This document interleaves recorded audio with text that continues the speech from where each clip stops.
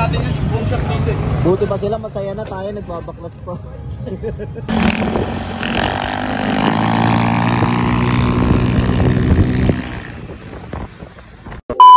At ngayong araw nga mga kuys ay panibagong adventure na naman ang ating pupuntahan. At dahil nga Christmas party ng team namin ay babiyahe kami ng Zambales. Kaya ano pang hinihintay nyo? Tara at samahan nyo kami at alamin natin ang natatagong ganda ng Zambales. Yan o, going to Zambales o. Hey.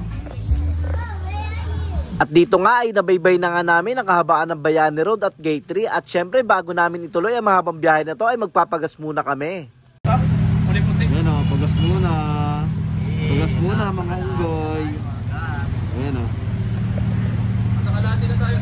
At dito nga ay nagpapultang tanga yung mga kasama natin at nakargahan na yung mga motor nila. At syempre papapultang din natin si Pochi dyan. At ang unang karga nga natin sa malayong biyahe ay 164 ay pultang na tayo. At dahil nga tapos na nga kami magpapultang ay itutuloy na nga namin ang mahaba naming biyahe.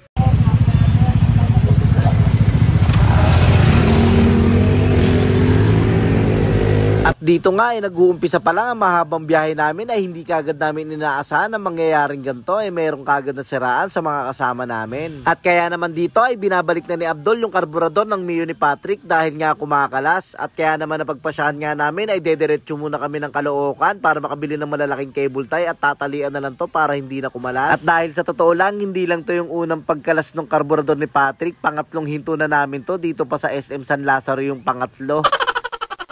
At ayun na nga ay pagkatapos nga ng ilang minuto namin biyahe ay nakarating na nga kami ng Caloocan. At syempre bago namin ituloy ang mahabang biyahe namin ay magpo-food trip muna kami dito ng Pares. At habang ikinakabit yung cable tie dun sa karburador ni Patrick. Grabe, hindi pa kami nakakalayo pero nakakailang stopover na kami. Naku, bahala na kung anong oras kami makakarating ng Zambales. Idadaan na lang namin sa kain to.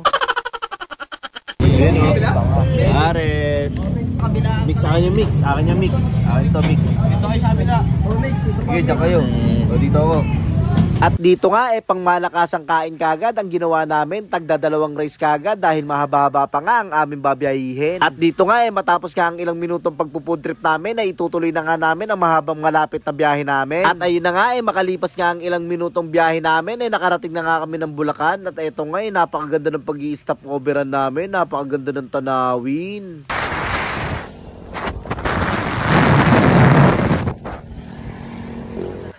Yan o. Habang stop over. So stop over na kami dito sa may C6. Yan o. Stop over sa C6. Sheesh! Yay! At dito nga makalipas nga yung ilang minuto namin pahinga ay tinuloy-tuloy na nga namin yung biyahe namin hanggang sa nadaanan na nga namin ang bayan ng Bulacan, Pampanga, Olongapo, Subic, Castilleos at hanggang sa makarating na nga kami sa pupuntahan namin. Grabe, napakahaba ng biyahe namin at talaga namang nakakapagod. Tapos sabayan pa ng malalaking sasakyan at makikipagsabayan ka pa sa likuan. Ay grabe talaga, isang pagkakamali mo lang ay kakalat ka.